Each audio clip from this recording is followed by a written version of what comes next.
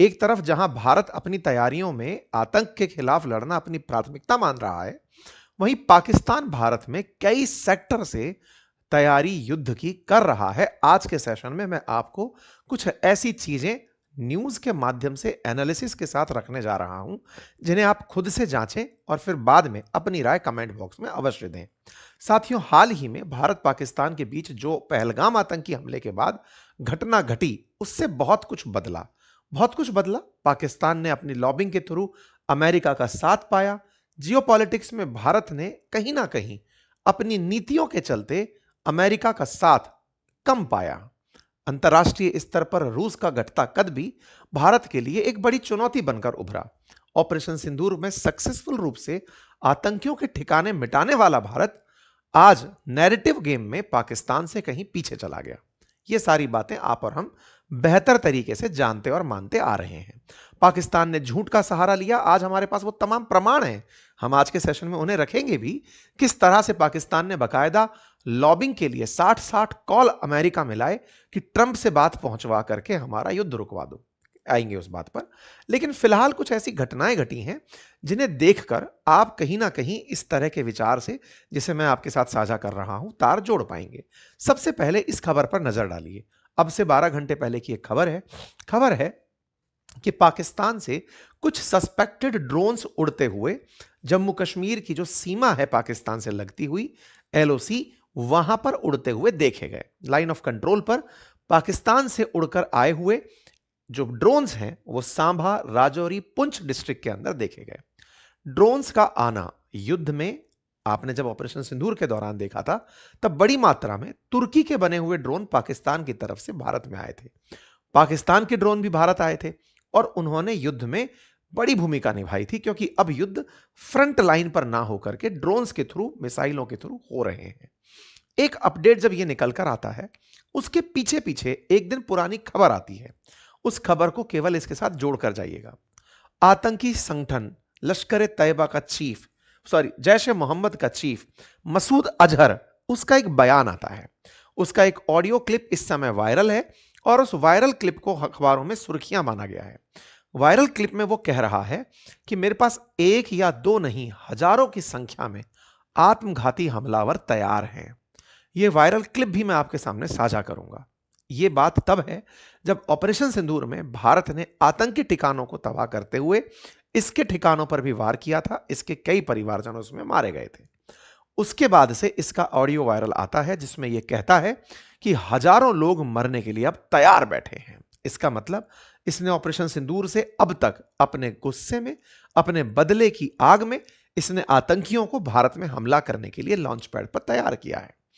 अगर तथ्यों को जोड़कर देखा जाए, चाहे पहले एक ड्रोन का उड़कर भारत की सीमा में आना, एक नहीं कई ड्रोन भारतीय सीमा में आए जिन्हें भारत ने गोली मार के गिराया, कुछ तो लौट कर वापस भाग गए। ड्रोन्स का आना और उसके पीछे आतंकियों का लॉन्च पैड पर तैयार होना, ये दो चीजें एक साथ ऑब्जर्व करिए और आगे चलिए।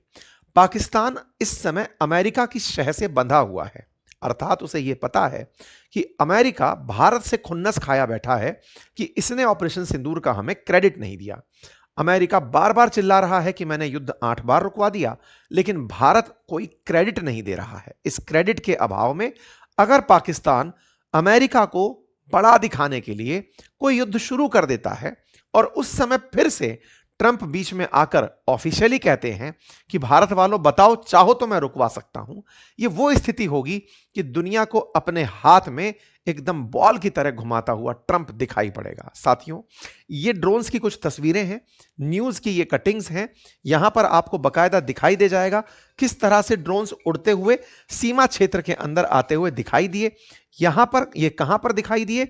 जम्मू के अंदर जो पुंछ, राजौरी और ये जो सांबा करके क्षेत्र है, यहां पर राजौरी, नौशेरा, इन क्षेत्रों के अंदर ये ड्रोन्स उड़ते हुए दिखाई दिए। इनके ऊपर सर्च ऑपरेशन चलाया गया, मीडियम और लाइट गन से इस पे फायरिंग हुई।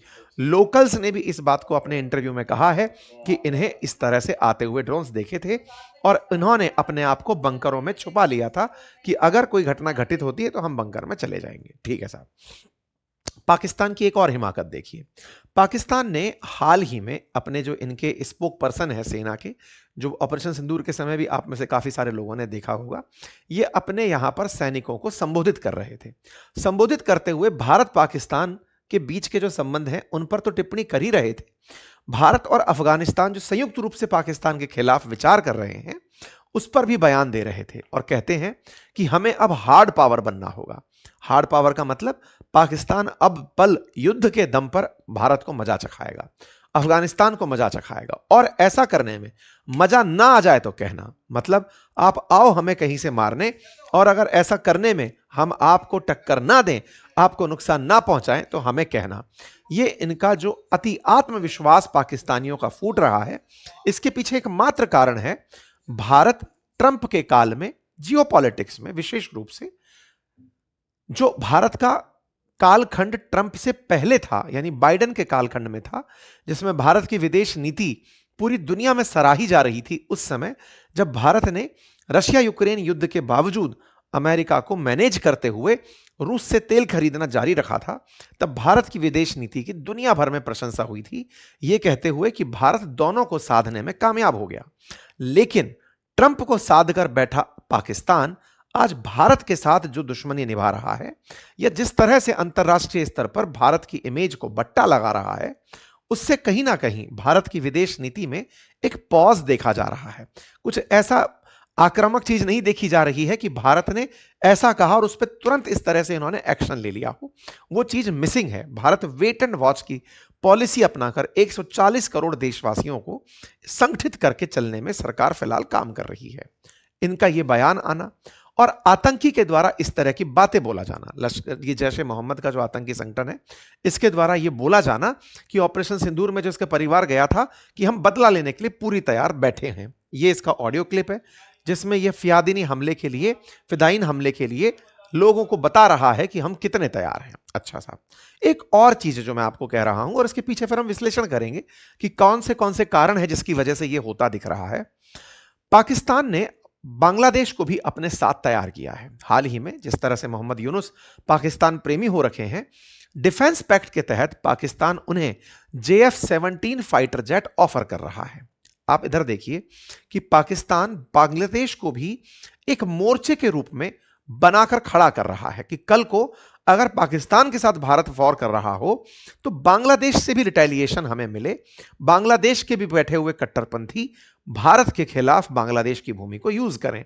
यह खबर बनती है, 3 दिन पहले की खबर है कि यह डिफेंस पैक्ट पर नजर गड़ाए हुए हैं। इसी तरह से पाकिस्तान का एक और आतंकी संगठन लश्कर-ए-तैयबा, उसकी तरफ से बांग्लादेश और पाकिस्तान के बीच में सुधरते संबंधों पर कहा गया है कि यह जो हो रहा है यह सबसे बेहतरीन कार्य है।